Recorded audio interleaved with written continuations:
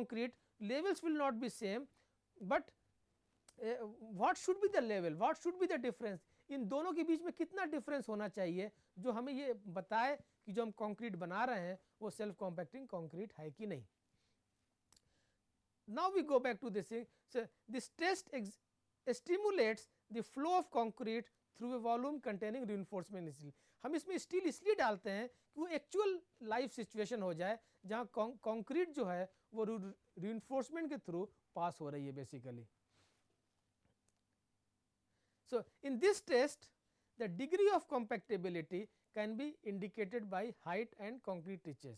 So this test is performed by, अब मैं आपको एक डायग्राम दिखाऊंगा जिससे बहुत क्लियर हो जाएगा. आप देखिए इसमें इस साइड में ये यू बॉक्स टेस्ट है, हम कंक्रीट को डाल रहे हैं और अगला में देखिए हमने वो अभी कंक्रीट पूरी भर गई है, we have not open the sliding door. जब हम स्लाइडिंग डोर खींचेंगे तो देखिए दोनों साइड में आपके कंक्रीट ये आपको दिखाई दे रही है. Then we try to measure the difference. Difference इसका हमारा 30 मिलीमीटर से 50 मिलीमीटर के बीच में होना चाहिए. अगर डिफरेंस ज़्यादा है तो हम इसको कहेंगे ये सेल्फ कॉम्पैक्टिंग कंक्रीट नहीं है. दूसरा ये है कि जब हम इसको बड़े ध्यान से देखें, when we try to observe it very carefully, we will find some water at the top of the surface. थोड़ा बहुत पानी तो ऊपर आएगा क्योंकि कोर्स एग्रीगेट्स और सैंड वगैरह नीचे उसमें बैठ जाते हैं. मगर अगर पानी ज़्यादा है, पानी सारा पानी ऊपर आ गया है, if all the water has come upwards, it means the concrete is not good and उसमें ब्लीडिंग और सेग्रीगेशन की टेंडेंसी है. अगला टेस्ट है वी फ्लो टेस्ट. हम इसको पहले मैं आपको इसका डायग्राम दिखाना चाहूँगा, तब हम उसके बारे में आपसे बात करेंगे. This is we flow test basically. ये इसका आपने वी फनल देखा होगा लेबोरेटरीज में, आपके वी फ्लो टेस्ट होता है. यहाँ एक गेट होता है, इसमें हम इसमें पूरी पहले we fill the concrete and open the gate from here like this and we note down the time. हम इसमें टाइम रिकॉर्ड करते हैं कि कितने टाइम में सारी कंक्रीट यहाँ से लेके यहाँ बाहर आ गई.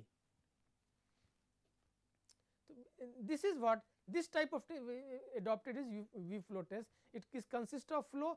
Now इसमें when we say the concrete takes less than 6 seconds, which is mentioned here, we call it self compacting concrete. If it takes more than that, say 10 seconds, 12 seconds, then we do not call it self compacting concrete.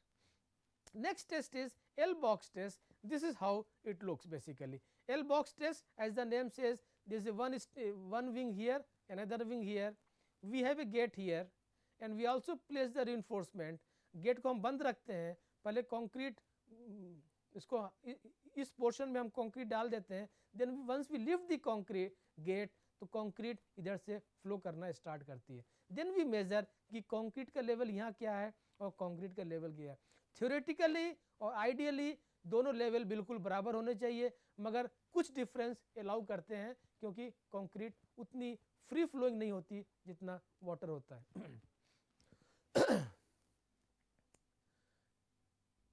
Then अगला test है which we call it J ring test. J ring test basically this is what it is. इसमें ये कौन you must have use in the laboratories, सारे colleges में, सारी polytechnics में this type of instrument. इसमें ये कोन को हम बीच में एक रिंग के प्लेस कर देते हैं और we fill the concrete, we fill the cone with the concrete. हम जब इसको लिफ्ट करेंगे तो कंक्रीट बाहर आनी शुरू करेगी और इससे हम ये जज करेंगे कि कंक्रीट की पासिंग एबिलिटी है या नहीं. अब हम जो हमने सारे टेस्ट देखे बेसिकली, जे रिंग टेस्ट, फनल टेस्ट, हम इसको एक समरी बनाएंगे कि कौन कौन सा टेस्ट जो है कौन कौन सी एबिलिटी को जज करता है. जैसे फॉर एग्जांपल स्लम टेस्ट जो है आपका, वो फिलिंग एबिलिटी को जज करता है, बिकॉज अगर स्लम ज़्यादा है तो जल्दी शटरिंग को भरेगा. सिमिलरली जे रिंग भी है जो पासिंग एबिलिटी को जज करता है. वी फिलिंग जो है वो फिलिंग एबिलिटी को जज करता है एंड एल बॉक्स और you box also passing ability. तो ऑल दिस टेस्ट जो हम कंडक्ट करते हैं, अगर वो उस टेस्ट को वो फुलफिल करता है तो हम कहते हैं सेल्फ कॉम्पैक्टिंग कंक्रीट वो है या सेल्फ कॉम्पैक्टिंग कंक्रीट नहीं है. अगली स्लाइड्स में मैं आपको ये दिखाऊंगा कि जैसे हम जे रिंग की बात करते हैं या एल बॉक्स की बात करते हैं या यू बॉक्स की बात करते हैं, इसमें कंक्रीट का लेवल डिफरेंस कितना होना चाहिए. तो जो जज करेगा कि कितना, जैसे स्लम के केस में मैंने आपसे बताया अभी कि अगर स्लम 660 से लेके 720 मिलीमीटर है तो स्लम टेस्ट है। Now this is called the acceptance criteria for self compacting concrete.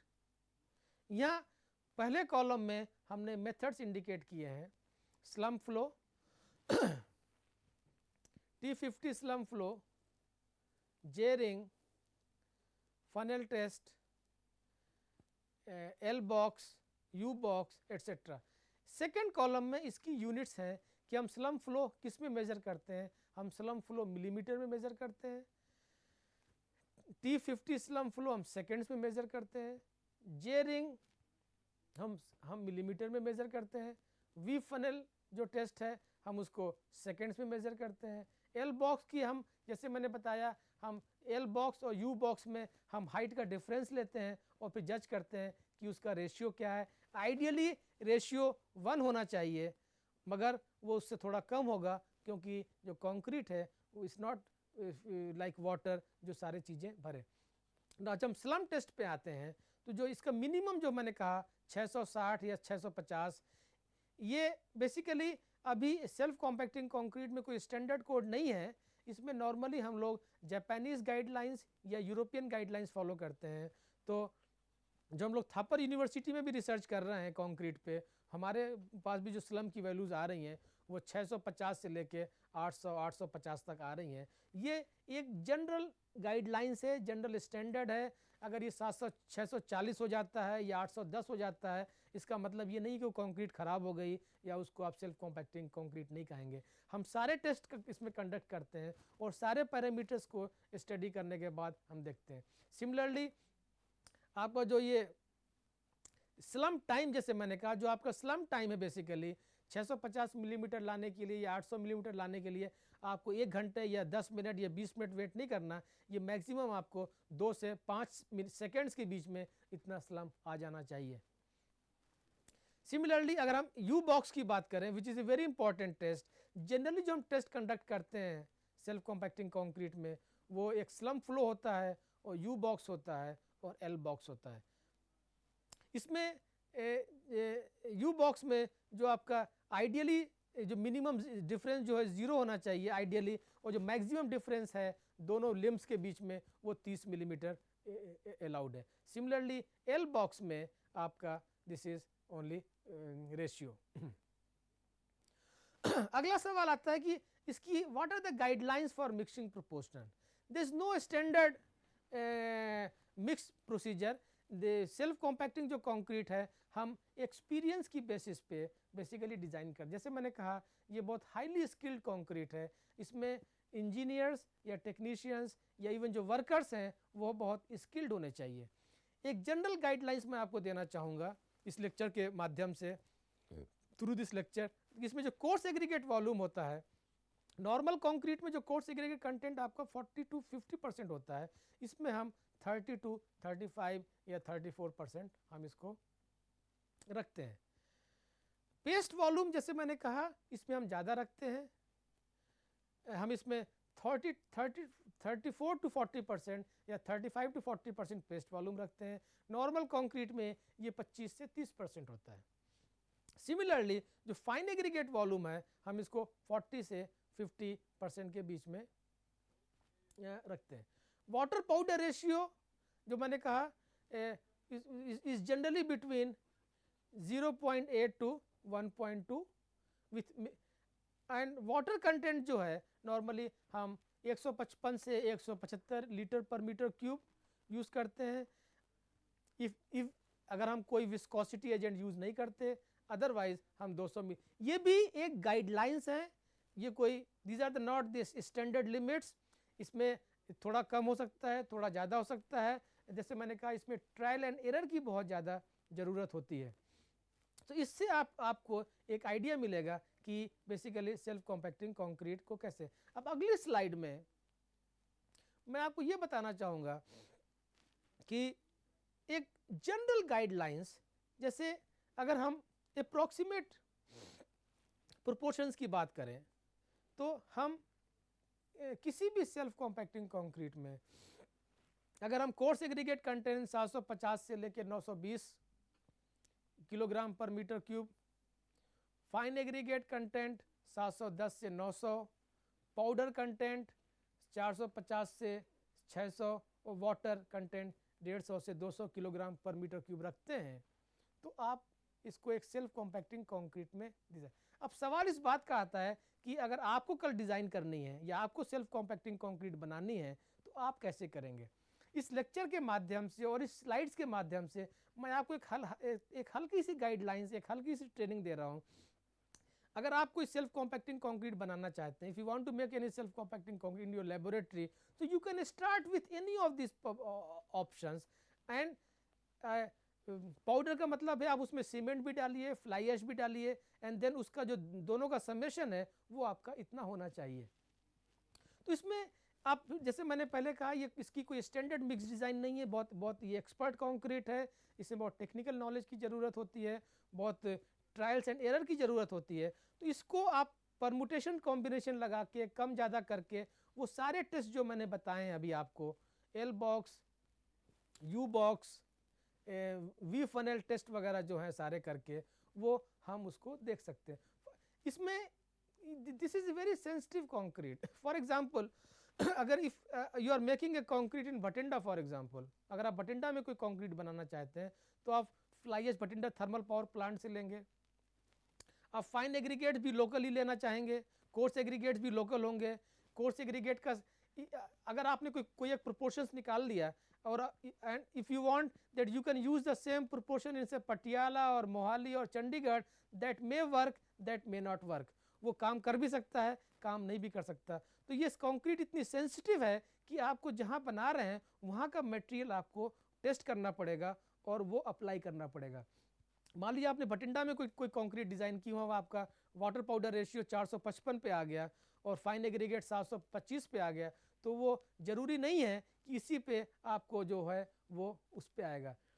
इसमें क्लाइमेटिक कंडीशंस का ही बहुत फ़र्क पड़ता है क्योंकि बहुत सेंसिटिव कंक्रीट है। अगर जहाँ ज़्यादा हॉट क्लाइमेट है और जहाँ थोड़ा कोल्ड क्लाइमेट है तो आपको रेशियो वगैरह थोड़ा सा ट्रायल एंड एरर करके आपको देखना पड़ेगा। So trial and error is very very important. जब ट्रायल एंड एरर आपसे, जब वी बॉक्स से, एल बॉक्स से, स्लम फ्लो से जब हम वो सारे पैरामीटर्स एक कंक्रीट टेस्ट करती है तो हम उसके बाद उस पर हम कहेंगे ये सेल्फ कॉम्पैक्टिंग कंक्रीट है। लेकिन उसके बाद हम क्यूब्स कास्ट करेंगे, सिलेंडर्स कास्ट करेंगे, हम फिर उसकी 28 दिन पे एज निकालेंगे। अगर आपको मान लीजिए 20 मेगापास्कल की कंक्रीट चाहिए या 25 मेगापास्कल की कंक्रीट चाहिए तो आप उसकी 28 डे कंप्रेसिव स्ट्रेंथ निकालेंगे, 7 डेज कंप्रेसिव स्ट्रेंथ निकालेंगे।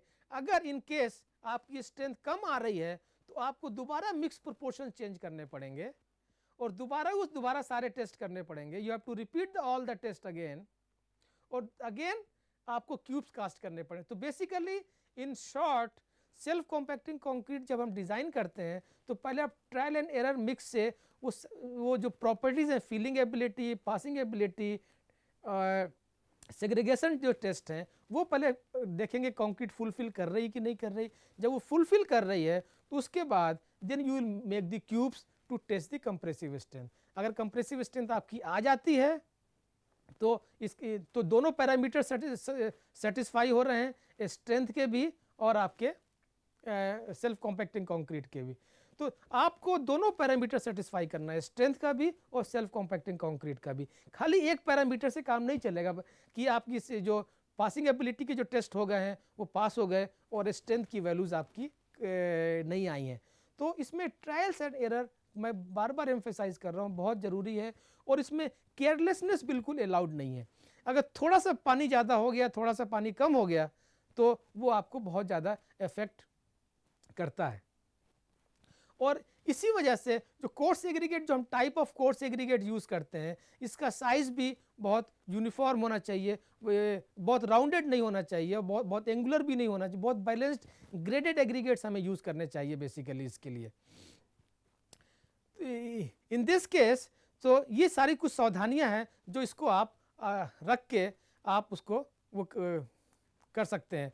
तो अगर इन चीज़ों का ध्यान रखें और आप लेबोरेटरी में ट्राई करें तो I am very sure you will be able to successfully design a concrete mix. Thank you.